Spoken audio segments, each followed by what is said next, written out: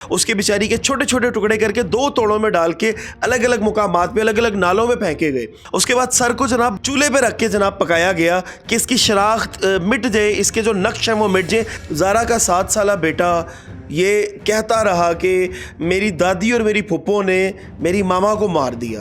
अस्सलाम वालेकुम नाज़रीन, मैं हूं आपका मेज़बान उमर बलोच। नाज़रीन, डस्का में एक हौलनाक वाक़या पेश आता है। एक बहू को, खाला जो है वो सास बहू को अपनी मौत के घाट उतारती है। उसके छोटे छोटे टुकड़े करके 2 तोड़ों में डाल के अलग अलग मुकामात पे जो है वो नालों में फेंके जाते हैं। उसके बाद उसके सर को तब तक पकाया जाता है जब तक उसके जो नक्श है वो बिगड़ नहीं जाते, उसकी जो शनाख्त है वो मिट नहीं जाती। नाज़रीन, ज़ारा जो थी वो इस दुनिया में अब नहीं रही। उसका शोहर बाहर मुकीम था। वो बेचारी बाहर अपने शोहर के साथ ही रहती थी, लेकिन जैसे ही पाकिस्तान आई तो जो खाला सास थी वो और नंद ने दिल में कोई किड रखी हुई थी कि जनाब हमारा बेटा इसको इतने पैसे क्यों भेज रहा है, इनमें इतना इत्तफाक क्यों है, इनमें इतनी मोहब्बत क्यों है। ज़ारा का 7 साला बेटा ये कहता रहा कि मेरी दादी और मेरी फुप्पो ने मेरी मामा को मार दिया।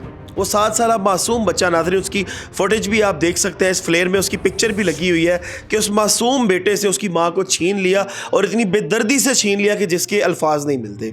ज़ारा का कसूर सिर्फ इतना था कि वो खूबसूरत थी, वो अपने शोहर से मोहब्बत करती थी, और उसके शोहर का कसूर ये था कि वो अपनी बीवी को पैसे भेजता था, अपनी माँ बहन को भी भेजता था, लेकिन बीवी को अलग पैसे भेजता था कि उसकी ज़िंदगी को उसने आसान बनाया हुआ था। नाज़रीन, 7 महीने की वो जो ज़ारा थी वो प्रेग्नेंट थी। 7 माह की हामला जो है वो अपनी बहू को बेदर्दी के साथ उसके टुकड़े किए गए। 7 अपनी जो है वो बेटी को शामिल किया, उस सफाक माँ ने, उस सफाक सास ने उसके बेटे को शामिल किया, और एक जो है वो और भी शख्स इसमें मुलविस था, वो भी गिरफ़्तार हो चुका है। लेकिन जो सबसे ज़्यादा यहाँ पे लम्हा फ़िक्री है और जो चीज़ जो दुखी करती है वो उसका बेटा, उसका 7 साला बेटा, जो कि एक फुटेज में भी देखा जा रहा है कि उसको चीज़ें वगैरह खिला के बहलाने की कोशिश की जा रही है। वो 7 साल का मासूम बच्चा जो अपनी माँ के साथ रहा करता था, अब उसकी माँ नहीं है, और वो यही कह रहा है कि मेरी दादी अम्मा ने जो है वो मेरी माँ को मार दिया है। उसका जो शोहर है उसने एक इंकशाफ किया है, बल्कि उसने कहा है अपने ससुरालियों को कि भाई मेरी माँ और बहन के आप टुकड़े भी करना चाहे तो कर सकते हैं, मेरी तरफ से कोई रिटेलिएट नहीं होगा, मैं आगे नहीं आऊँगा। इन्होंने मेरी वाइफ के साथ जो ये हाल किया है, ये सज़ा क्या है, इनको सज़ा दिलवाएं, जितना हो सकता है इनको सज़ा दिलवाएं।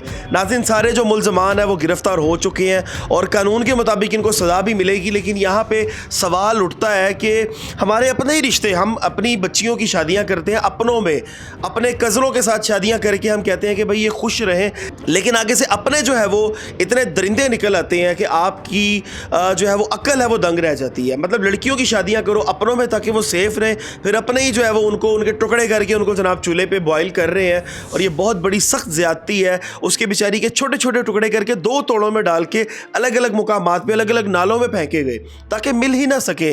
उसके बाद सर को जनाब चूल्हे पे रख के जनाब पकाया गया कि इसकी शनाख्त मिट जाए, इसके जो नक्श हैं वो मिट जाए, ताकि किसी भी किस्म की जो है वो ये पहचान में ना आए और ये हमारा जो कत्ल है वो छुप जाए। लेकिन कत्ल कभी भी छुपता नहीं है, कत्ल सामने आके ही रहता है। मज़ीद जैसे ही इस केस की अपडेट मेरे पास आएगी मैं आपको फराहम करूँगा। अपने मेज़बान को दीजिए इजाज़त। अल्लाह निगहबान।